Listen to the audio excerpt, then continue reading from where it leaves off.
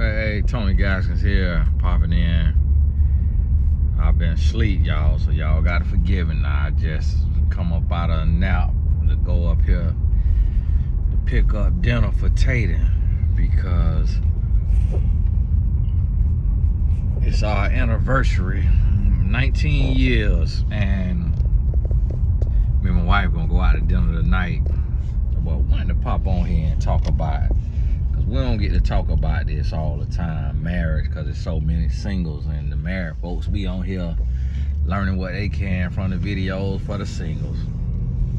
And before we get too deep in California, make sure you get your tickets for Saturday, April 4th. I'll be there. Dallas, all of Texas, get your tickets for April 18th. And then if you want to be a part of the conversation for love levels, email in casting@tonygaskins.com for April 19th in Dallas. But I wanted to talk to you about this, what this 19 years of marriage has taught me. And if you married and you haven't been married for 19 years, what I think you can learn from us on how to make your marriage better. Now, it was a rule I created a long time ago that says if it's not worth breaking up over, it's not worth arguing over. And that right there has become a through line in our relationship. And it has saved us so much time and trouble. So much time and trouble. So a lot of times we want to pick lint instead of washing dirt, and you gotta be mindful of that. Like, if you picking lint, you're gonna be picking all day. Sometimes you just got to let lint become a part of the cloth, part of the material. You can't always, you can take a lint brush and wipe down your whole outfit, and by the time you get from the car to the door, you back with lint. And so sometimes it just is what it is. But the question is, did you wash your behind? Is them cheeks clean? Is you clean behind your ears? Is that private area clean? Is that underarm clean? That's what you got to worry about. What really matters. So a lot of people ain't got no lint on them, but that thing stink. And that's what you got to worry about. You got to make sure that you taking care of the big issues. So what I mean is, the only thing I need from my wife is respect and honesty. That's it. Like, loyalty is lumped in with honesty. Love is lumped in with respect. But you got to break it all the way down. A lot of people want, oh, I need breakfast, lunch, dinner. I need pop and pee on a handstand 4 times a week. I need a spotless house. I need perfect skin, perfect hair, perfect body. I need perfect fashion, perfect outfit, perfect lashes, perfect hair.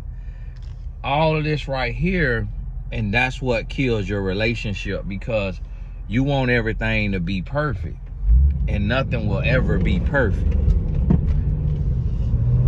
And one thing I've learned from my wife is, like, seek peace. Seek peace. Don't seek drama. Don't seek trauma. Don't seek pain.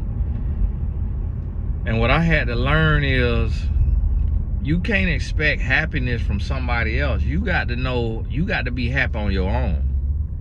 You got to do what make you happy. You can't expect somebody else to make you happy. So ask for what you want, and make sure that you reciprocating for what you asking. So if you want you some love making, don't sit back and wait on your partner to initiate. If you the one that always gotta initiate, that's your role. A lot of time people want other people to be them and be like them. Everybody don't need the same thing.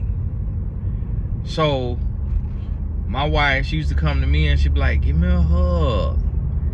I just was so wrapped up in my mind and my thoughts, I wasn't thinking about hugging. So she had to come and ask for a hug. Same thing with if it's love making. She don't be thinking about that. Like, she not horny. She not that type of person. She never been. Since I very first met her, she never been that type of person. And so some people is just like that. I talk to clients and they say, Tony, I could go the rest of my life without having sex again. Like, it's just, I'm not that, crazy about it. Like, yeah, I do it, it's good. And that's how some people are. And I'm like that now. Like, once a month, really about all I need. You know why? Because I'm not a degenerate. I'm a normal human being, and God didn't put in us to be a bunny rabbit our whole life. A lot of people don't understand when they operating from sexual trauma.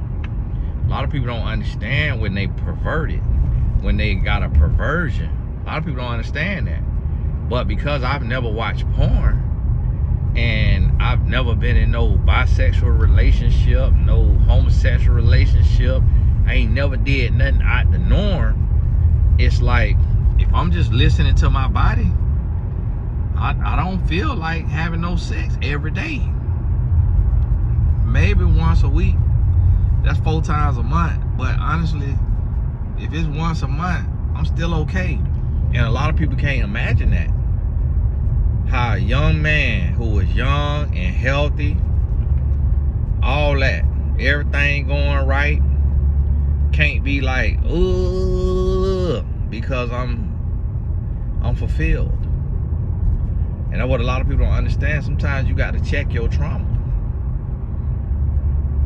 Sometimes you got to be your own ER, emergency room, and you got to check that trauma. And another lesson is be best friends. Talk about everything. Learn how to just hang out. Learn how to just chill, how to just be together, how to just have a good time together. Don't always feel like you got to be skydiving. You got to be 5-star dining, traveling around the world. Like, learn how to just be content. Just laying in the bed, looking at the ceiling, talking, scrolling on y'all phone. Like, know what makes your relationship your relationship. And don't get caught up in the media, on social media, on what your toxic parent told you, your toxic family member told you. You got to evaluate the source of where stuff coming from. So if y'all don't want to do a date and y'all want to stay in the house and y'all do y'all date nights in the house, that's totally fine. If that's what y'all agree to do, that's what y'all want to do that. Don't let nobody tell you no otherwise. Don't let nobody try to force you and make you do something that you don't want to do. It's okay to do what you want to do. It's okay. If you in a relationship and there's no gender roles, the woman does what the man typically does in a relationship. The man does what the woman typically does in a relationship. If that works for y'all, that's totally fine. It's times where my wife take the trash out. It's times where I might be doing what she normally do. It's gonna be like that sometimes. Might not be that like that all the time, but if it happens to where the woman is the one who goes to work, she has the career, she making all this money, she making good money, she paying the bills, and the man stay home with the kids, that's totally fine. I no couples like that. That's totally fine. You can't get caught up and get mad because your relationship ain't like everybody else's. Be okay with your relationship being its own thing, its own relationship. Just like you got your own fingerprint, your relationship needs to have its own fingerprint. Your relationship ain't gotta look like everybody else's relationship. That's what you gotta realize and understand.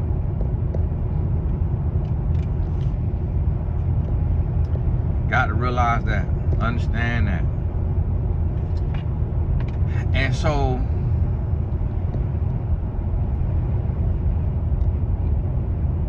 the main thing now that you got to think about, that you're gonna have to really think about, and this the thing, what I see so many couples do wrong is they nitpick. Can't nitpick. In my relationship, I've been the one guilty of that. Nitpicking. Coming up with little stuff. Little nothingness. Little stupid stuff. Little stuff that don't even matter. And never, ever. It's the hardest thing in the world now. And everybody have their time. The thing about it is, the devil jump from bite to bite. So sometimes the devil will work on both of y'all at the same time. But typically, when you in a good space and you operating from the fruits of the spirit, the devil gonna jump on your partner.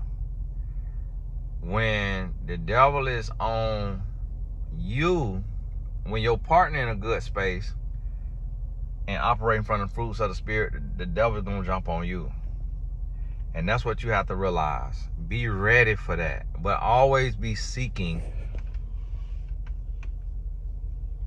Always be seeking your center. Always be seeking being centered. Be centered. Be focused. Be locked in. Always be there. And realize and understand that. Because it's one of those things to where if you not there, if you not centered, if you not focused, it ain't gonna work. It ain't gonna work. You let the devil jump on your bike, you going through that spiritual warfare, you don't snap out of it. Listen, I go through spiritual warfare every day because I operate in this space. I'm teaching on love and relationships every day. So I go through spiritual warfare every day. The devil is trying to attack my mind every day. I got to wake up and win every day. I got to fight the righteous fight of the Lord every day. And you know what I found? Is when I fight the good fight and I trust the power of the Lord and I win those fights through the power of the Lord, my relationship has no problems. It's typically going to be one person in the relationship that's the troublemaker. And you got to identify if that's you. And if it's not you, then you need to help your partner identify that it's them. That every time an argument starts, it's them who's starting the argument. 9 out of 10 times, it's them who's starting the argument. But here's the thing. Some people become functioning toxicity. So sometimes the victim of the argument could get so used to being in arguments that when the other person start to grow and change, then they start to poke the bear and start an argument because it keeps the offender, the typical offender, in a state of apologetics, to where the offender is always apologizing, always working to get back in good graces. So you have to understand those dynamics in a relationship. And you got to be able to navigate that and understand what you're going through. Understand what you're going through. Understand what you got to get done, what you got to do. And you got to make that happen. You got to make that happen. Trust me when I tell you. And so, it ain't going to be easy. But you got to stop tripping over blades of grass. Most relationships trip over blades of grass. Can't do that. You cannot do that. If it ain't no pothole, no divot, no sinkhole, you shouldn't be tripping over it. And even if it is one of them holes, you got to start being able to recognize it, see it ahead of time, and go around it. And that's where people mess up. So it's about peace, and you got to protect your peace. So what that mean is if me and my wife is at peace, and the other one of us, what kind of bird is that, want to start something, we check each other. We check each other immediately. Please don't start. Please don't go there. Everything going good. Get out your feelings. Do not go there. And we shut it right down. Both of us do that to each other. We shut it right down. And here's the thing. Sometimes it's gonna be insecurity. And you could be somebody, or your partner could be somebody that rarely shows insecurity. You may be the one of y'all will show the insecurity 9 out of 10 times, but that don't remove that 1 out of 10. So what you have to do with insecurity is you got to put it to rest. You got to put it to bed. And once you done put it to rest, once you done put it to bed, you done express, you done explain, then you leave it there. You don't have to always be talking to somebody insecurity and begging and pleading for them to love you, to trust you, and to believe you, and all of that. You express it. Let them know, hey, I love you. I'll never cheat on you. I ain't doing nothing. You got my passcode. You got my passwords. Like, I ain't got nothing to hide. I love you. And that's that. If they want to come ask every day, that's when you got to speak into their life and say, listen, you're going to destroy the fabric of the relationship if you keep doing that. If you keep operating from insecurity and you always draining our well with your insecurities, we're not going to be able to have a relationship if you cannot heal and grow and look at the evidence of my love and know that I love you and know that I'm here for you and know that I am tired of having to talk to your insecurity all the time. You got to be able to express that. Because it happen in seasons. You know, it happen in seasons. To where you might get a new coworker, and now all of a sudden at the company cookout, the company event, your partner get to see who you work with and get to see how they look. And then the next thing you know, your partner like, hold on now, this who you work with every day? And they go to thinking about that thing, and they go to looking at that thing like, what? You in here kikiing with them every day? What the world? And so now it's like they taking and looking at that. They're going to be insecure. So you got to be able to express, listen, I do not want nothing with that person. They married. They got kids. I'm with you. I love you. I cherish you. You the one I want to be with. Now this is interesting. 4 dreadheads in the same white people location. It's like, what is going on? And these ain't lost. These dreads. And that boy back there look dreadful too. He looked just like what it was supposed to be called. I like that black on black Cadillac now. I'm gonna have to grab that. I'll get my wife one of those soon. Get that credit score from being my shoe size. Gonna get one of them black on black Escalade. Okay, what we got going on? Get my little safety in my lap just in case we have some funny business. Yeah, and listen, black people racial profile our own people now. Yeah, racial profile. Cause you wanna look like a thug. You wanna look like what you coming out here talking for?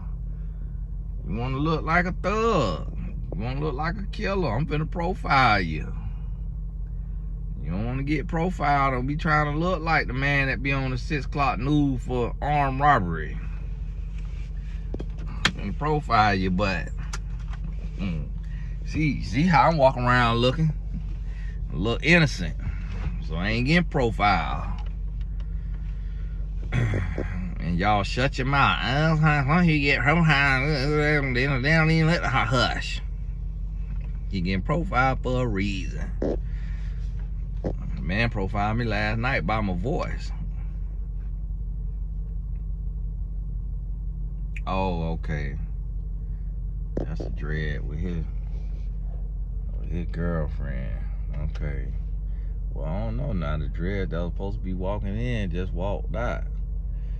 Man, that dress was cream, not brown. You need to do something with that dress. Oh wow! Now why you look at that man like that right there? Did that head nod? Boy, these dreadlocks, boy, they making me want to invest in head and shoulders. These things looking so beat down. Boy, you don't put some soap and water in your head? I know, son. Y'all gotta forgive me. I'm gonna be out and about. I have to watch my surroundings. I'll be trying to talk, but you have to always just be watching your surroundings. Oh, there go a sugar daddy over there. Got him a little sugar baby. Jeggings on. I thought jeggings was out of style. Ain't no jeggings was still in style. Put the thing up before I be done scared this waiter. Like, oh, sir, I don't have any cash on me. Hey, listen, man. And so that's what you got to realize. And I'm telling you, every relationship can be easy. You just got to seek peace. You got to stop seeking trauma and wanting to tickle your trauma. See, the thing is, you be wanting to tickle your trauma because it's itching, because you so used to toxicity. You don't know how to be easy. You don't know how to chill. You don't know how to be happy because you're so used to toxicity. Hello, got to pick up for Tony? Tony, yeah, I'll be right back, okay? All right, thank you. Of course. All right, sir, go on get the food. Now you trying to get too much eye contact. You got to be looking at me like that now. You trying to look me down, sir. Go on get the food now. And so, California, go on get your tickets. I'll be there San Diego April 4th. Y'all drive on in now. Put that thing on the road, because y'all know y'all got to do the emissions test in California so your car can make it. Come on in. Now you could drive in Saturday and leave Saturday night after the show, probably, if you don't get too sleepy at night. Grab a little Airbnb or something. Take on off Sunday morning. Get on back. So, this is what you got to think about and realize and understand. All right, thank you very much. Yeah, of course. Have the rest of your night. All right, you too. Thank you. Let's see.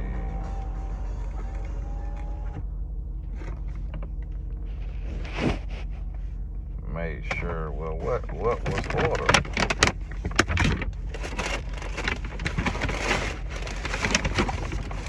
Boy, my son, my 12-year-old, that boy there is something else. That boy wanted oysters and lobster tail. Like, Lord, did I succeed or fail? Like, my goodness. And they don't even sell oysters to go. So he's but still gonna get 2 lobster tail.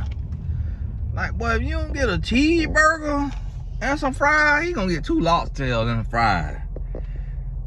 I remember we was out there in London. I'm staying at the Connaught. The Connaught, or the Connaught. I don't know how you spell it. CONNAUGHT.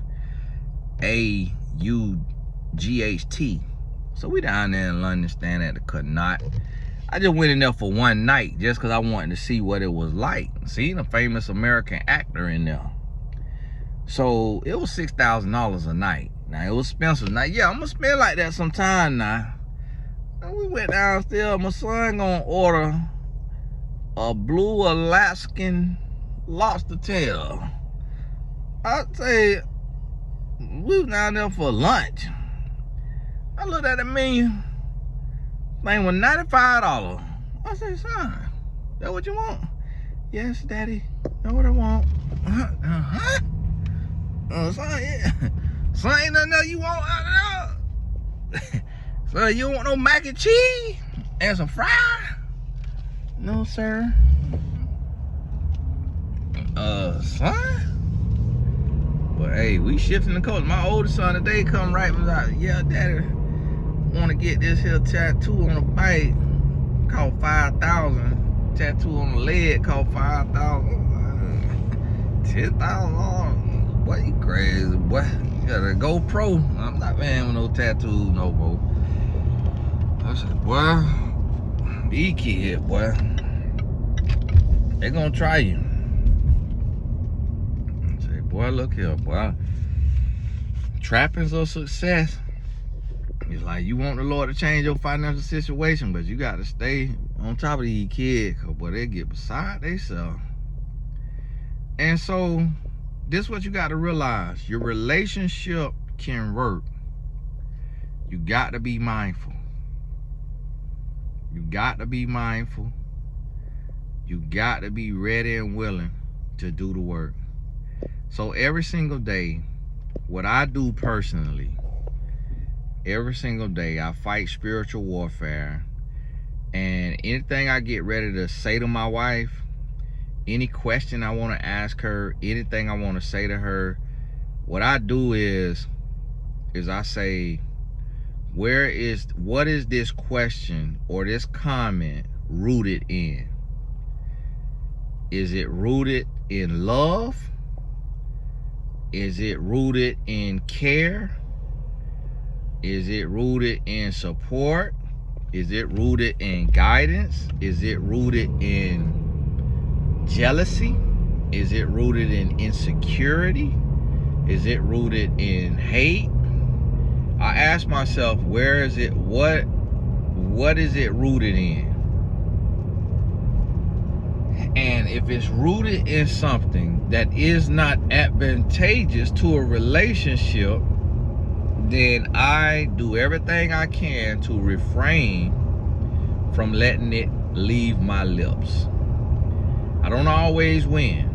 Sometimes I gotta figure something out. Sometimes I gotta get on to the bottom of something, because I am human. And as humans, we gonna make bad choices. Not necessarily a mistake. It might just be a bad choice.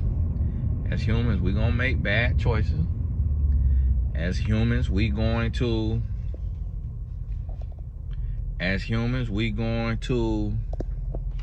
say the wrong thing or do the wrong thing. As humans, that's gonna happen. That is gonna happen. And so you got to realize and understand that. Got to realize and understand that. So it's just one of those situations to where when you look and you see where you at with it, and you see, okay, this what we got going on.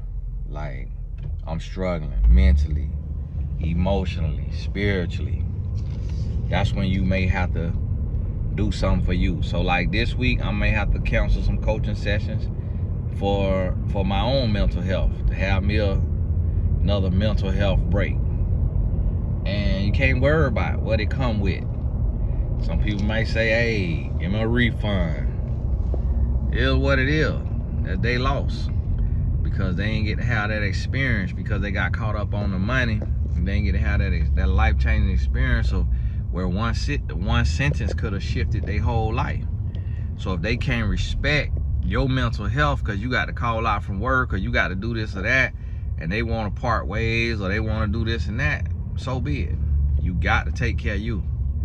You got to take care of you. You got to love you. You got to protect you. You got to. And once you realize that, you learn that, you understand that, you realize that, your life gonna be better for it. And you'll get to that place to where you know you got to do that. So for me, I got the boys summer program, link in the description. Go on, join us. If the Lord been good to you, please consider supporting us. We got Atlanta next weekend, April 10th through the 12th. So come with it. You know, it come with the territory. And so I'm serving all weekend. I'm serving. I'm driving around. I'm delivering this, delivering that. I'm taking this, I'm taking that.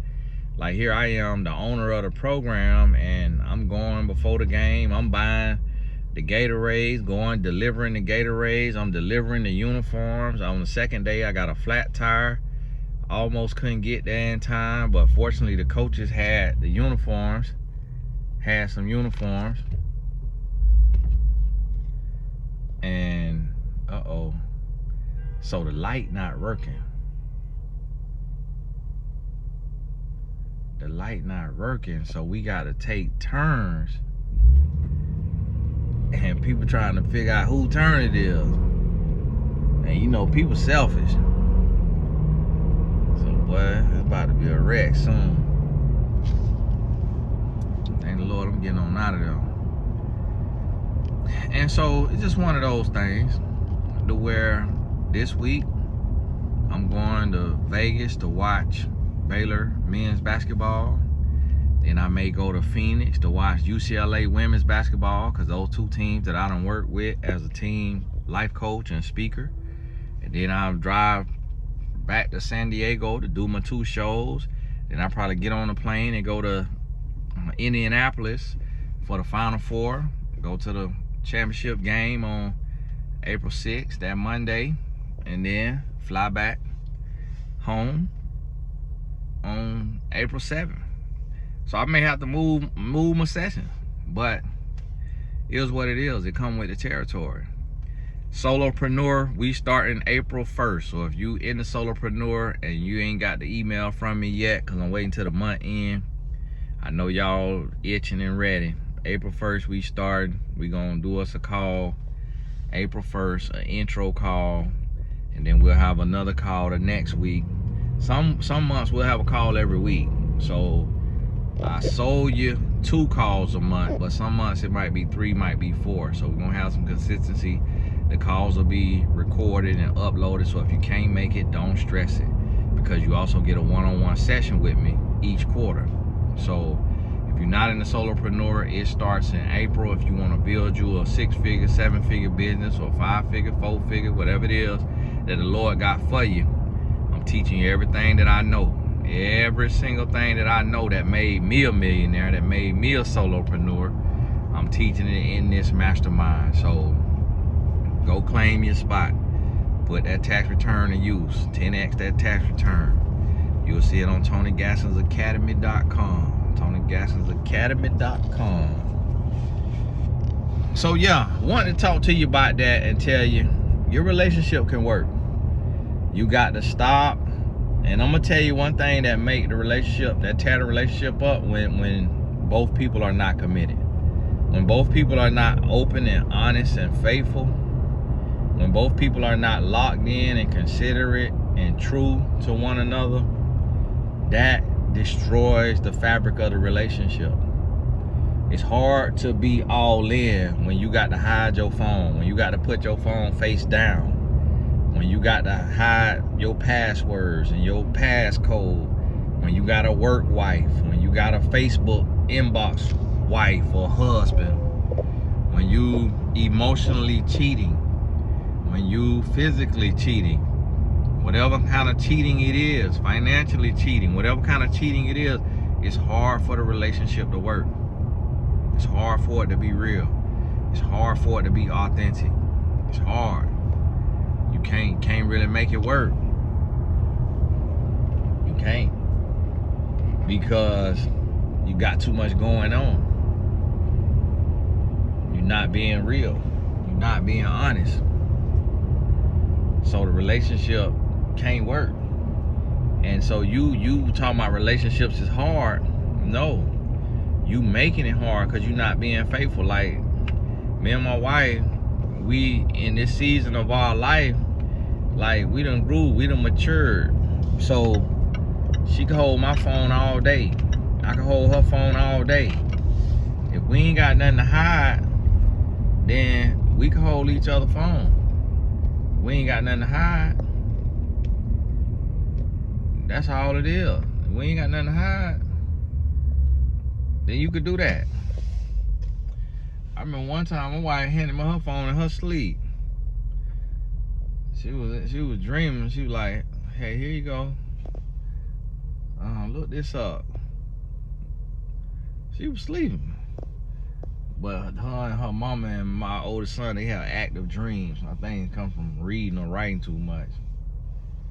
But so you know me, I say, well, this might be the Lord trying to let me discover something. I sure went through it. I'm scrolling through the text. Let me see what's going on. Okay, all right. Text message clean. Let me go look at the email. All right. Hey, I'm like, this is what the Lord has done. Like, y'all say the Lord give you dreams. I say it might be the Lord giving her the dream to reveal unto me. And so what he was revealing unto me is that she had a clean house, that she was doing what she supposed to be doing. And you know, I was able to put that phone back and rest easy. But when somebody hiding their phone and they don't want you to hold their phone, that phone always got to be attached to their hip, face down. They taking the phone in the shower. They got the phone in the shower.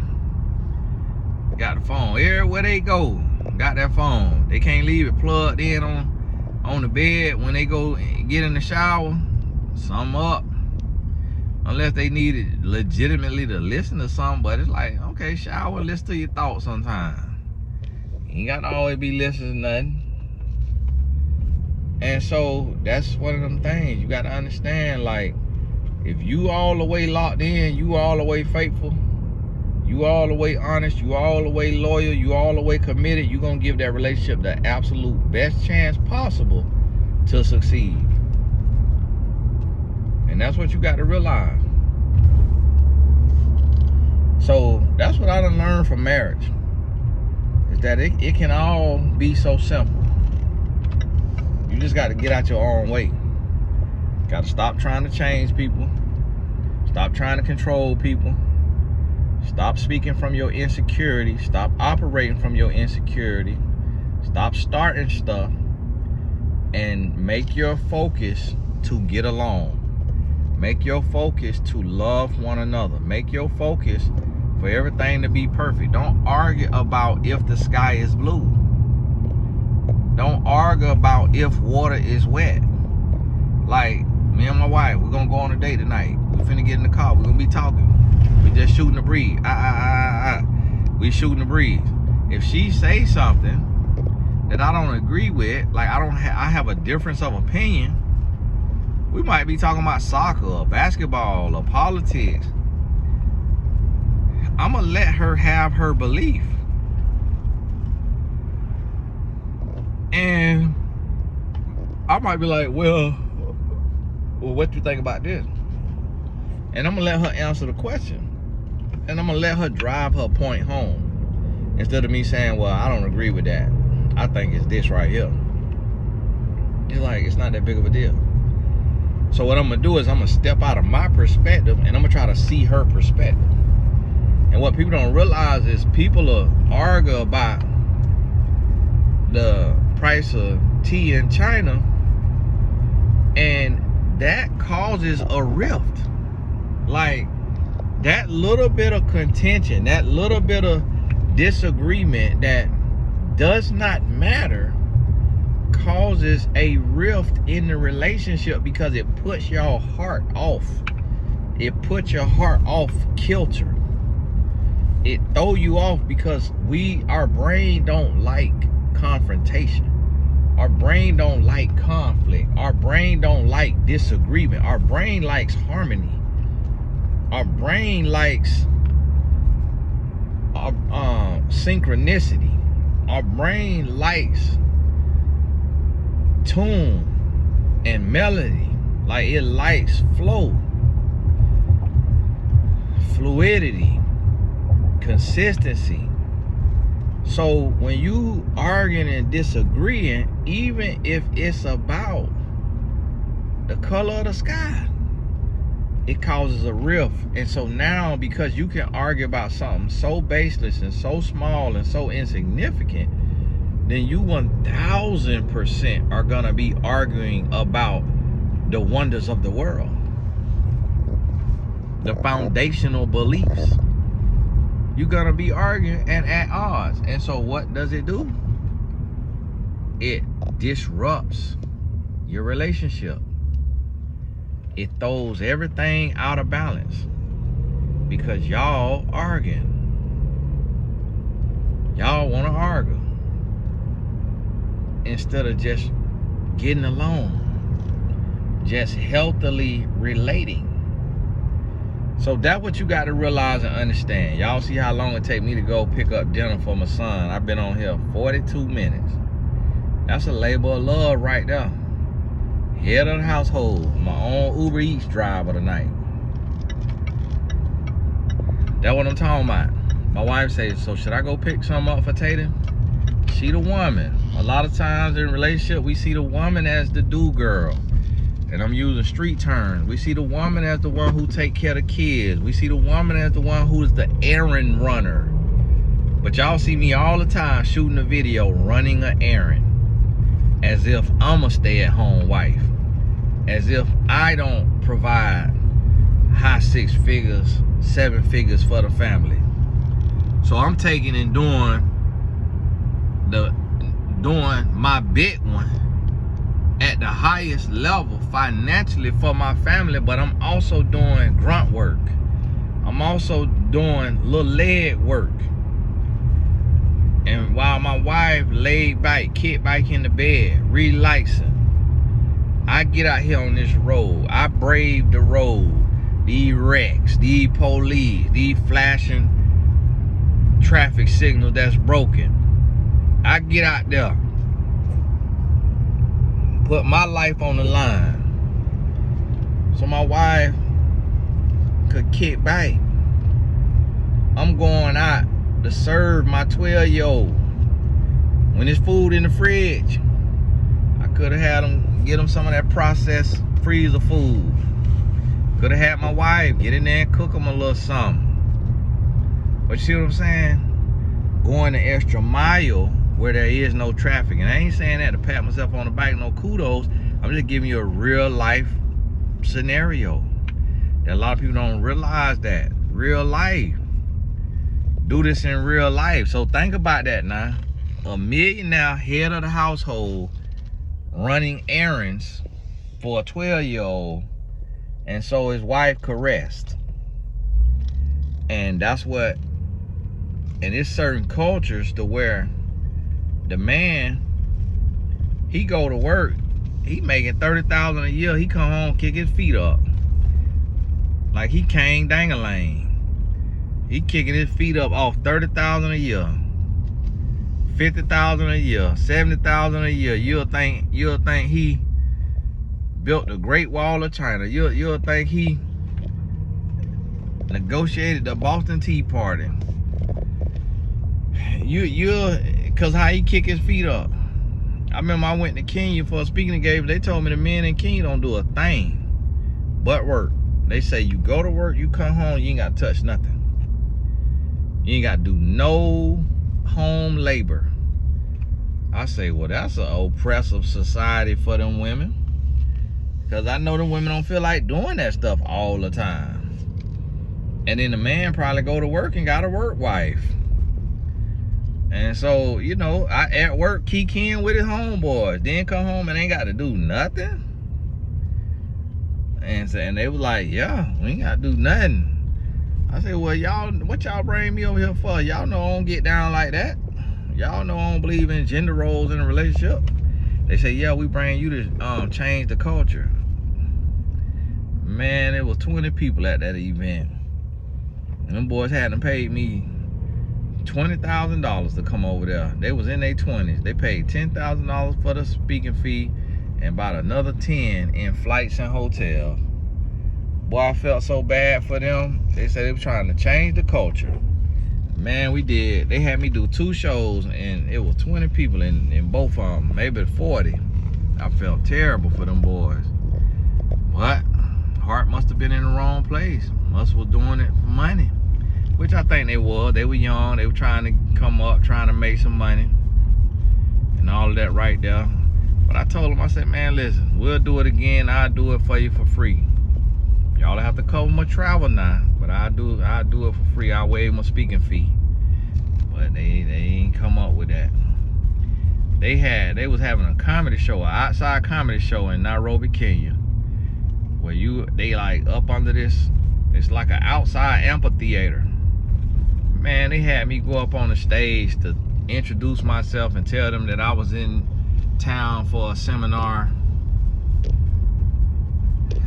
Boy, when I tell you, them people in that crowd were looking at me like they were ready to hang me. Like, what are you doing, American, up here on this stage?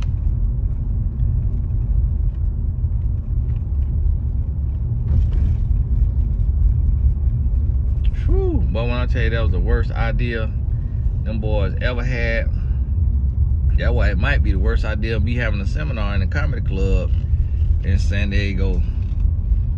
So y'all come on out, but y'all know I ain't no comedian now, so we just gonna be in there talking and just having us a good little time. You got, I think they say you got a 2-item minimum. You got to buy food, and you got to buy food, and you got to buy food and buy a drink or something like that, or buy 2 pieces of food, something. But they probably ain't gonna hold you to it though. But that's what they say. I'm sure tell them about that. I'm like, man, we in a recession. Y'all talking about 2-item minimum. I'm like, what if somebody fasting? What if somebody on Ramadan or something? Well, it'll be after dark, so. But hey, this Tony Gaston. God bless you. All the important links in the description. We got the boys' summer program. Got San Diego. Got Dallas. So y'all gonna join me. And click the link. And we'll talk soon.